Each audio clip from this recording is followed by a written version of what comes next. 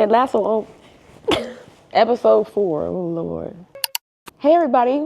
Welcome to my YouTube channel. I hope you've been enjoying my previous episodes. I am new to this, not true to this, but hopefully I will get up to speed pretty soon. This is exciting. You know, I got monetized. Woo! I'm super excited. Let's talk about some things. Let's talk about the 4th episode of Married to Medicine. Honestly, I did not watch it, so I'm gonna go off of memory and what I remember. Yeah, okay, so maybe it was stretched out. There's a lot of things that they didn't get to capture, like when we first got to the ranch. We actually played a game of telephone at the table. And of course, you know, I sat next to Quad, and because there was no other seats. And so we played a game of telephone. And it was really funny because I think we started off with Jackie was at the end of the table and we were just telling secrets. And so that was fun, but it was a little awkward because I knew there was so much animosity in between the group, and you know, there was a lot of things that weren't unpacked yet. I kind of felt like, I don't know what's about to happen, but like we talked about friendships a lot, and I'm sitting there thinking to myself as we enter the ranch, why the hell are we talking about friendships? Y'all know y'all don't mess with each other. Like it was the weirdest thing. Who was leading these conversations? Because now that you say that, I'm like, you, Contessa, and Phaedra's trip, but it seemed like it was Toya's trip. Yeah, Toya decided that she wanted to do a photo shoot while she was there on the trip. Okay. Yeah, I mean, that's the whole thing, because I did what we did for the trip, and we did the photo shoot. It was like a sexy photo shoot. It was weird. I know that she wanted to do the photo shoot. It was not her trip. It was me and Contessa's and Phaedra's. But, you know, Toya was going to do her messy Toya stuff, you know, in order to do what she got to do, stay relevant on this show. She going to bring in the mess. That's what it is. It was a weird trip going into it because I knew everybody had something going on. Like, nobody was getting along. And so now we're going to talk about friendships. Oh, okay. I'm just going with the flow. Oh, whatever. But you know what? The wagons, the little cots that we're in, they were like wagons. Those are really cool. I really enjoyed those.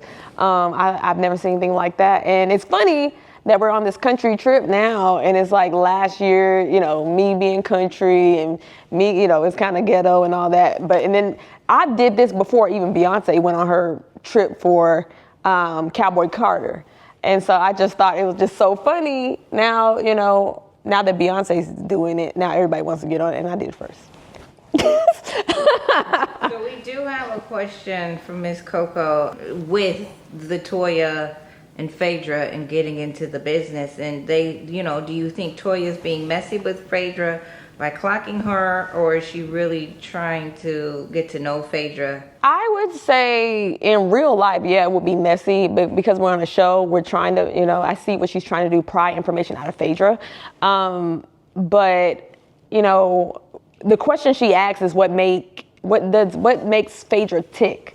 And I just think that, like, that is kind of an inappropriate question, because why would you want to ask that? In one, you know, you're not asking amongst the table, you're asking that one person. So it's just like, are you trying to press Phaedra's buttons? You know, it made no sense. And then, you know, with Toya talking to Apollo and asking about his marriage and all that, of course it's messy. And she getting all giddy over Apollo.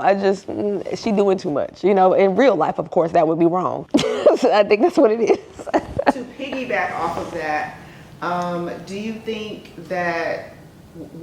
think that Toya is trying to get into Phaedra's business but allows Heavenly to skate and not share her business? I have no idea. That's a great question. I have no idea. People make excuses for Heavenly's behavior, and it's like, you know, you want to hold one person accountable, but you don't want to hold her accountable. Like, what is the deal? Can we address the elephant in the room? Why do you guys allow this type of behavior? Because, like, why are you pressing Phaedra? They don't really press Heavenly enough. I don't know why. It's the weirdest thing. And so I know that they're thinking about things as a cast, but also, like, the audience is not stupid. You know, it has to make sense. And I think that's what a lot of people are missing when the show first started, when they were fresh, when they were new, when, you know, things just kind of just happened. And, you know, they had to deal with it accordingly. And I think that now they're getting away from that. It's too many producers not enough talent. Jackie made a point when her and Heavenly were sitting there after, like, you know, they were sitting on the chairs. Like, Heavenly asked her, do you think Phaedra is just kind of getting away? Like, what's she doing? And Jackie's like, I think you guys just have to give her time. So what? So it makes no sense. You feeling that way about Heavenly, and it's been how many 10 years? Yeah, maybe Phaedra doesn't want to share. You guys allow Heavenly to skate by without talking. We don't know much about her family other than she sits with her daughter in the scenes. We don't know nothing else. Damon, he sit there and he don't really say much, you know. He just sit there and do what he's told. I think that, you know, it doesn't really give daddy energy at all. It's giving like energy to me, but I'm not about to get into that. But like, yeah, like it doesn't make sense. Maybe it takes time, Phaedra, to open up. No, like why aren't y'all pressing the one person that needs to open up? So it's just, I don't get it. The bull needs to stop. The gaslighting needs to stop. I want to take a nap. I want to take a nap because it's just like I don't get it.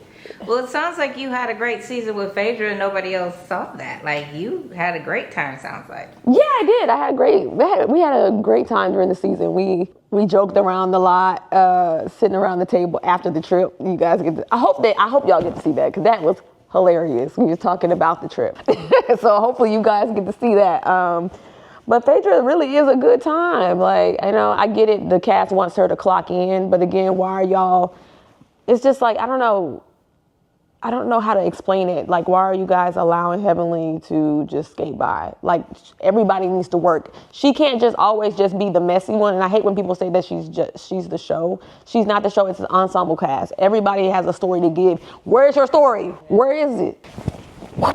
It doesn't work well, I feel like, because she's too old for it. I get it if it was coming from like somebody with my age or 20-something years, but like it don't work well when you're over 50, closer to senior citizen. It's not cute. So I don't like that. I just don't like that. I mean, I hold anybody accountable. Ask Gregory. I always hold him accountable. I don't let nobody skate with nothing. Like, especially when it comes to me, when it comes with right or wrong, I'll let you know when I feel like you're wrong. And I'll let you know when I feel like you're stupid. So to piggyback off the senior citizen comment, Toya makes a joke about the ladies being old.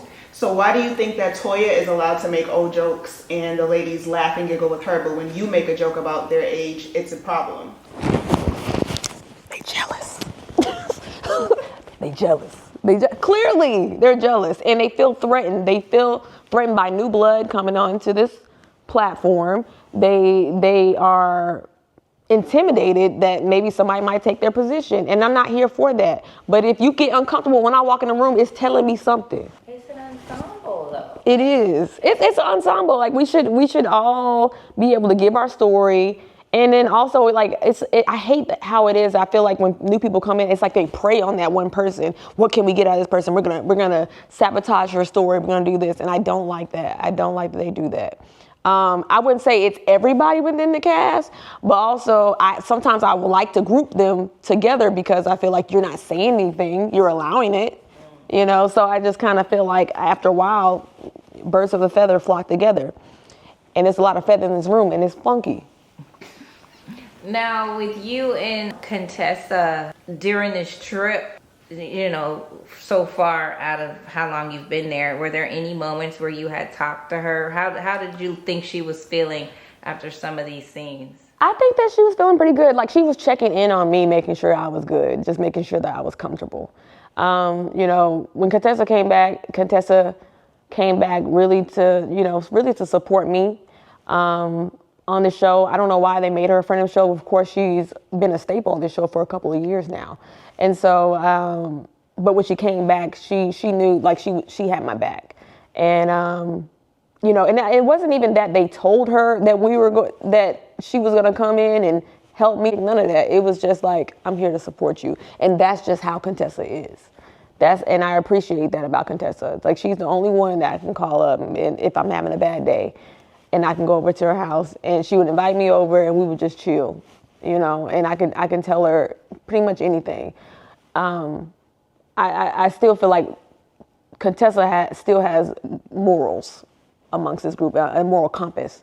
And I like that about Contessa. But yeah, like while we were on the trip, everything really, it went well. Like, you know, we had each other's back. Like, you see, when we sit down at that table, I was like, yeah, Contessa, get him. Yep, girl, yeah. She gaslighting you, yep. She did the same thing to me.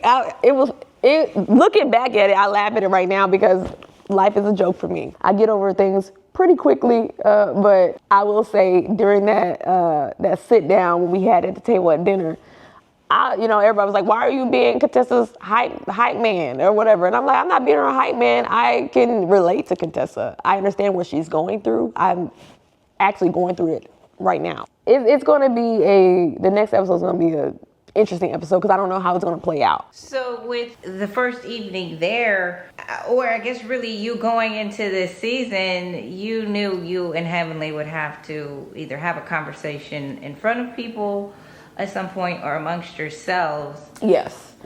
What going into this, what would you had liked to had expected happen coming into the season with you and Heavenly?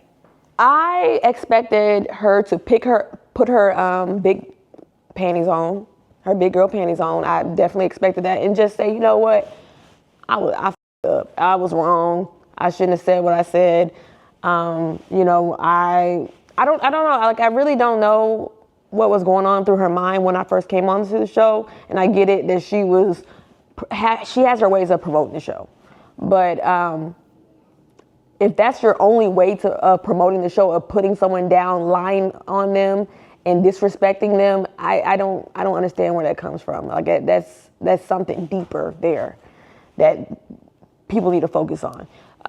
When was this though? Because this was you coming into filming second season. Coming in, well, both, honestly. It started once the first season aired.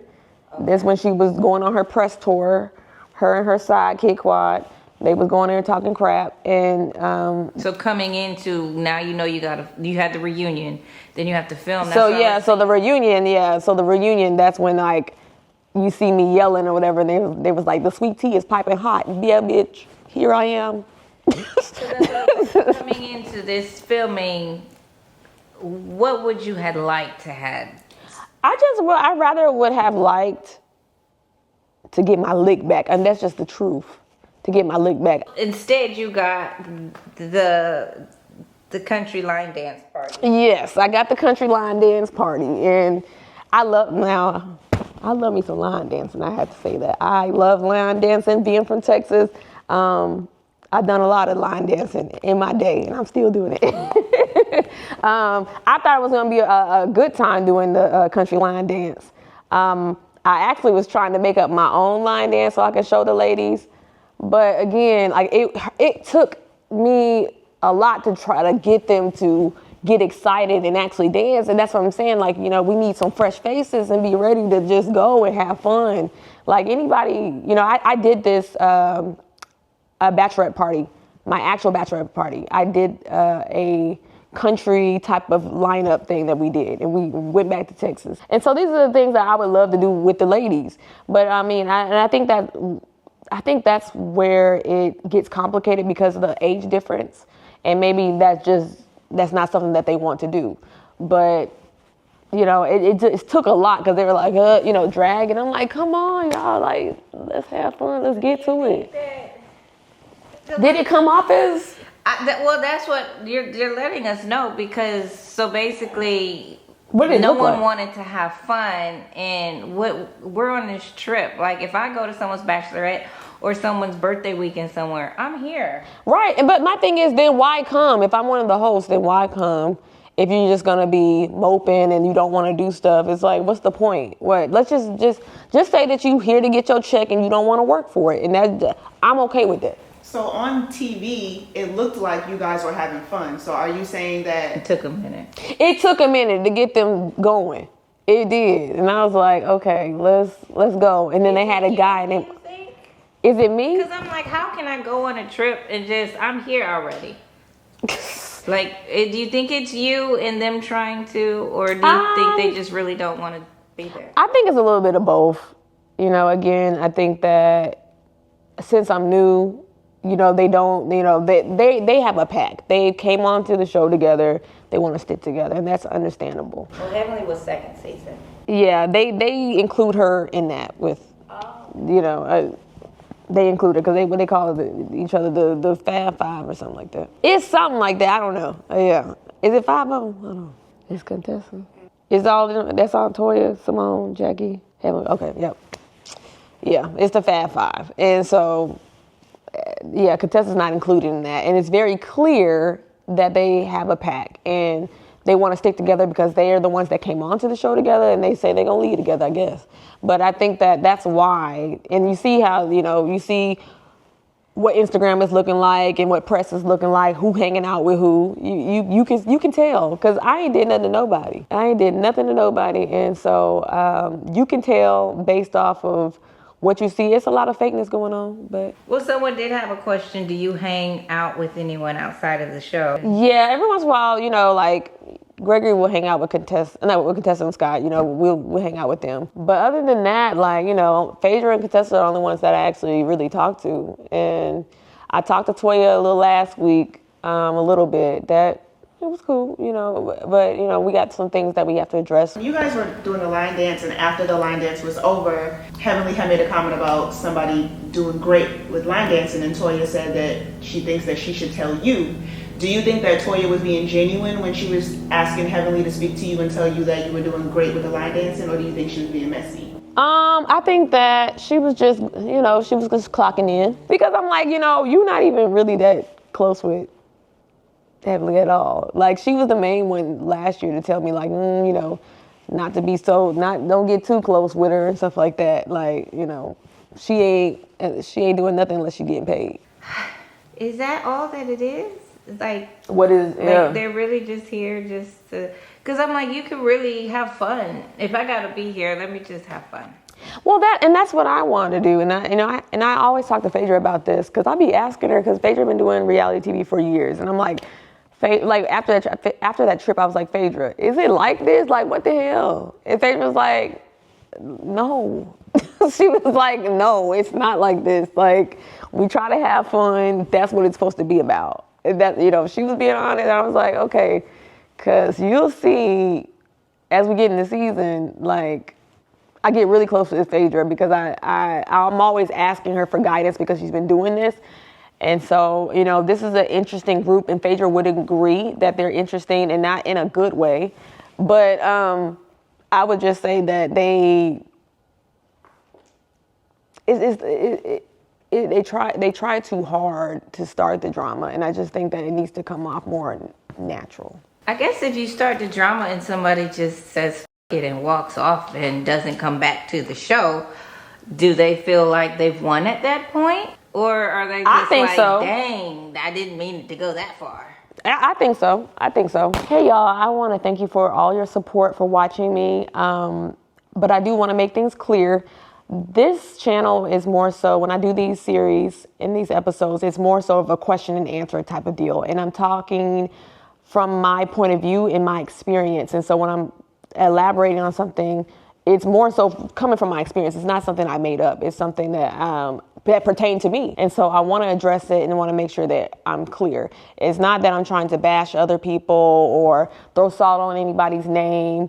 But I really want to highlight my experience, and I want to be transparent with you and my fans and I want to say my T fans and the audience. And so, if you don't like it, you can go over there to the other channels. There's so many other people that are doing, talks on Married to Medicine, but this is the Letitia show. Sit back and relax. Period, poo. A lot of people thought you were pregnant last week when you had the blanket. So, no, I am not pregnant. I just like blankets. I just like blankets. I got a blanket right here. Not hiding anything. And, I just wanted to be transparent with my IUI journey. I just want to be transparent because a little bit of it was that I am hiding my midsection because I'm not happy with it right now. Because I'm going through all these different hormonal changes and stuff and taking these medications, I got me a little pudge and I have endometriosis, okay? So, but you know what? My man love it down. He love it down. What he say? He gonna love the endometriosis out of me. But yeah, I just want to be clear on everything. Like, self-conscious, and it's nothing wrong with that. I'm gonna put myself out there. It's my channel. I'm gonna be honest with you guys. I'm gonna give you the real. So when I first found out about endometriosis, I remember hearing the term a while back ago because I was researching all the menstrual pain I was having. And so endometriosis came to mind, but like there was so many doctors that told me I didn't have it. But then I didn't know the only way to diagnose endometriosis properly is to have surgery. So, you know, I had cysts, I did have a fibroid, they weren't that big. And my whole life that I had cramps, all doctors have told me that was normal, you know, just make sure you take ibuprofen maybe 7 days prior and, you know, make sure you drink some tea, put a heating pad there on your stomach. Like, it was just the same old. And so when I finally got diagnosed with endometriosis, I remember it was February 14th because I was going to the Anita Baker concert, y'all, and I missed it. Okay, I missed it because I had my t-shirt and everything. I was gonna be cute. And so I just remember I was getting ready for that, and then I just had like this pain, and I felt like I had to go to the bathroom, kinda, but it was a different type of pain, and then it was so disabling that I was like on the ground, like I was trying to climb up the stairs. And so that was new. And the day before, I had a really bad back pain, sharp back pains, and it would not go away. I was like, what is going on? Like, I didn't do anything strenuous. I wasn't lifting nothing heavy, but I realized it, and I was like, man, you know, was Gregory hitting it too hard, you know? I was thinking like, but no, I don't think it was that. And I was like, my back is killing me. I'm taking ibuprofen, Tylenol PM to sleep. And so I called my mom, and I was like, Mom, I cannot walk. I couldn't get myself up on the bed. And so I called Gregory, and Gregory was like, okay, yeah, call the hospital. So I called the hospital, and then he came to pick me up because I was like, you know what, I'm not gonna ride an ambulance. So he came to pick me up, and then on the way to that dang hospital, every bump he hit, I was hollering and screaming. And so it sucks when people make it seem as if like I lied about my condition. People have to take into account that like it was my first season being on camera, and I didn't know what the hell they was gonna say on camera. So I was like, really, when they told me it's like you have endometriosis, I heard of the condition, but never knew that, you know, how bad it was. And so I'm sitting there, and I get the news while I'm filming, and I'm just like, oh, okay. But I didn't know anything about, you know, it can cause trouble having a baby and all that. I didn't know nothing about that. So I'm just sitting there like, oh, okay. And so then, you know, they cut, and they're like, okay, well, you just got the news delivered to you, so how you know, I need more emotion. And I'm just like, well, I don't know really what it is yet. So I was like, I don't know really what it is.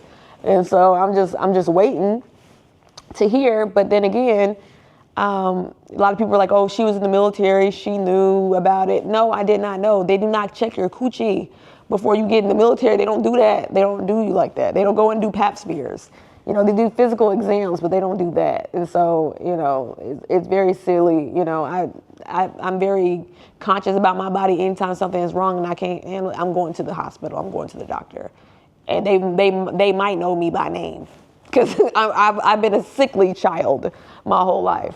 So, but I just think it's really silly that they made these assumptions about me knowing about my condition. And, you know, here I am being transparent and just learning about myself, and you guys are learning with me. So when Simone referred you to a specialist, did Simone say that she thinks that you might have endometriosis, or did she say, I'm going to send you to a specialist to see, and let them see if you have endometriosis? Well, Simone said that she saw I sent her my results from the hospital, and Simone saw it, and Simone was like, you know, it's endometriosis related. And so that's when I went to the specialist. She sent me to the specialist, which I was very thankful Simone did that. And once I got to the specialist, that's when she was like, you know, okay, because I knew that they were cysts. You know, my cousin had a cyst and all that kind of stuff, and I was like, okay, you know, cysts, they come and go during each cycle. That's what I'm thinking it is. I just had a bigger one, and it affected me. And so once I got to Dr.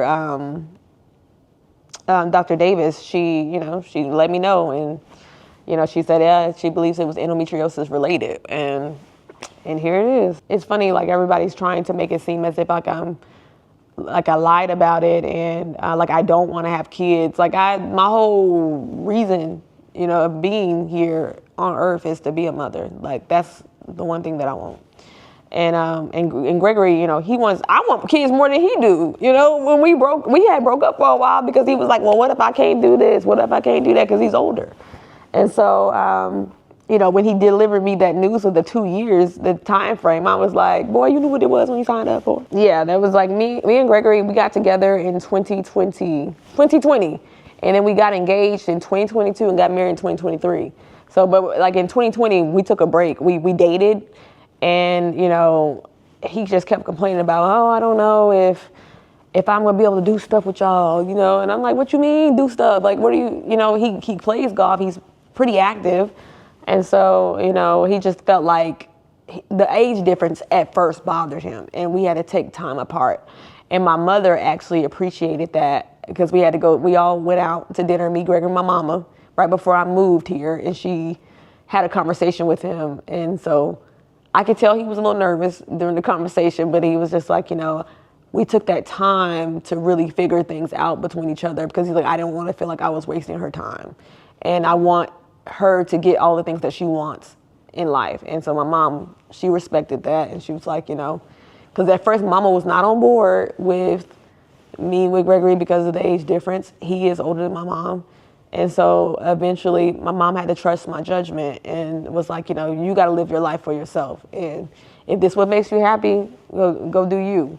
But she did have a talk with Gregory. It was like, if you would have just been, I'm glad y'all took that break because if you would have just been like all up in it and be so ready to get in a relationship so fast, my mom would have definitely passed judgment. My mom's one of those people that are overprotected. And she did a good job at it because any decision I make, my mom is in the back of my mind. I can hear her. When you guys first arrived at the ranch, did you feel unity amongst the group? Because it seemed like as you guys were entering, that everybody was having a good time and everything. So did you feel like there was unity amongst the group? That's a good question. No, I did not. I just thought that was like that when we first got to the ranch and the sit down. I just felt like the whole time I was thinking like everybody's sitting here so damn fake. I just be honest with you. I was sitting there thinking that of course I was participating like okay, but I just felt like okay, this is fake. This is okay. This is what we doing. We starting off fake. Okay, you fake. Okay. I really felt like that. I felt like okay, everybody was sitting here acting like they cool, but I already know hell about to break loose. And I'm like, but why not do it now? Why not hash it out? Because it's weird to wait and then be all buddy with each other. And then all of a sudden, I'm going to bring up this issue right now. Everybody seemed tense. Like they just was ready to just say something snappy back to each other. Or like they were willing to give a nice nasty. And I'm like, that just seemed very... the environment seemed uncomfortable in each scene, just looking at it. It was weird. It was, this group is very, it's hard to put it. They're weird. they're very weird. It's just, I don't know what their recipe is and what their thing is within the group. Like, I thought that you guys are supposed to be a group of friends. And, you guys have fun, y'all go through certain things, and then y'all are there for each other. Sometimes y'all fall out. But sometimes it's like, it's just becoming too forced. And I'm like, if there's an issue, just say that. Like, if there's an issue, just be upfront. I'm very upfront. I'm not about to sit there and be acting all funny with like, for example, Heavenly. I'm not about to be all buddy with her when now I don't feel that way about her. Like, that's weird. Let's stop doing that. Like, I'm not going to be like, and then all of a sudden, backhand smack the bitch. I'm just not going to do that. That's weird. Well, you guys tried to, and so when it was brought up for Heavenly and Contessa to talk, Heavenly didn't want to talk. I don't know why she didn't want to talk. It's just like, she's very stubborn. And she's the one that starts the mess. So I'm like, you know, like the whole time, like she so-called, as you see in the episode, she gave me a fake ass apology, and then it was very like backhanded, like, okay, yeah, I'm sorry, but then you start talking about how my man cheat. Like, if I was my man, I would have cheated. If I was in a position, and I'm very open about that. If I was in Gregory's position, I would have cheated too. You know what to expect, and then also as if that's gonna hurt me. Like that don't hurt me. He didn't cheat on me, baby. You know, it's like, do you want me to bring up the receipts that Mariah had? It's like, do you want me to bring it? No, she don't, because she be hurt. So like my thing is, a hit dog gon' holler. And she is hiding a lot of stuff, and she gets very sensitive when it comes down to that subject. So it must mean that it's true. Well, I do personally know Mariah has a lot of receipts. Look, yeah, I done told her, I said, pass me the folder. Just slide it, just slide it. Cause I sure would, I would open the book. I would open it up. Exhibit A. Just to fuck with you. That's what I do. Exhibit A.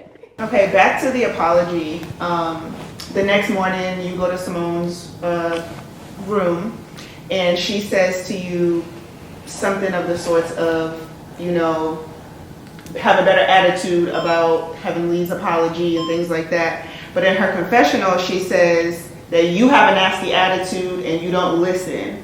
So last season, Toya wanted you to listen to her and remove Quad from your bachelorette party.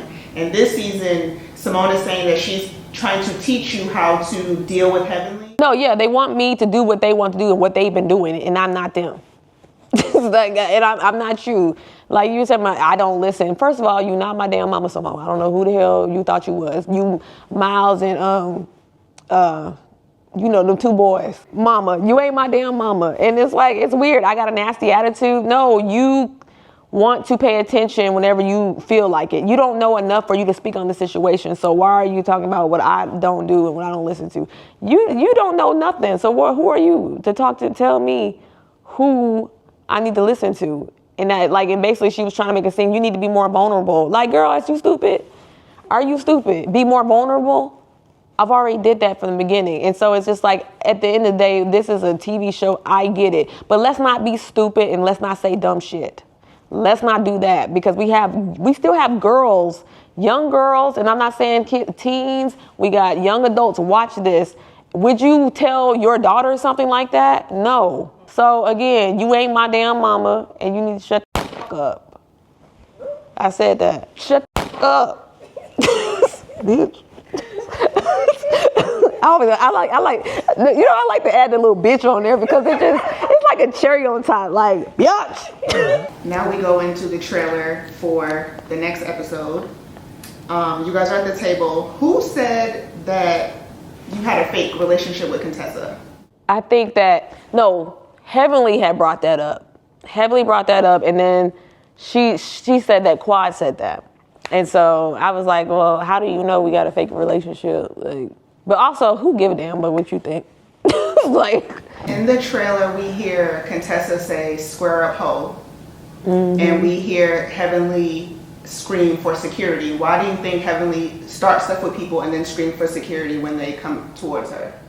Cause she couldn't bust a grape. She can't do nothing. Like, all she do is talk trash, and she gonna run off. She run her mouth, and she just gonna run off because she can't do nothing about it. Like, she wanna just scream for security and say crazy stuff. And then even Phaedra told her, don't write a check that your ass can't cash. And so, y'all see, we'll see how they edit it and why Contessa reacted like that. And I understand why Contessa acted like that, because Contessa asked her, like, you sure you want to say that? And she doubled down on it and said it. Okay, guys, thank you for watching The Real Sweet Tea.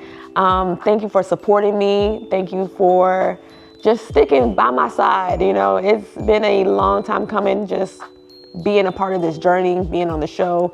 And I appreciate you guys for riding along with me. Keep riding along, y'all. Like and subscribe, and don't forget to hit the notification bell. Bye.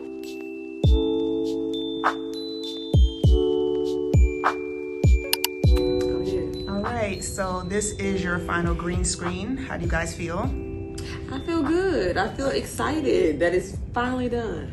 Well, I hope it's our final green screen. Somehow, I just don't think it's gonna be. Oh no, it's gonna I'll be. put money on it. We're gonna be back. No, you're gonna have to promise get you that. a stick figure sit next to you and draw me in, cause I'm done.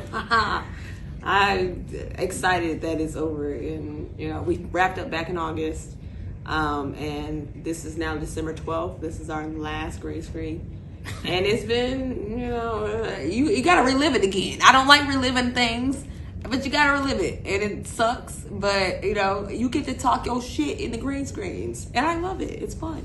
Yeah, but reliving it or not, we're still here. We're still moving forward. So, moving forward. Gregory, do you have any final thoughts? No, I mean, other than, it's a TV show. Things happen. It's a show. Sometimes it's easy to forget that when your emotions get involved because of the type of show it is. But at the end of the day, it's a TV show.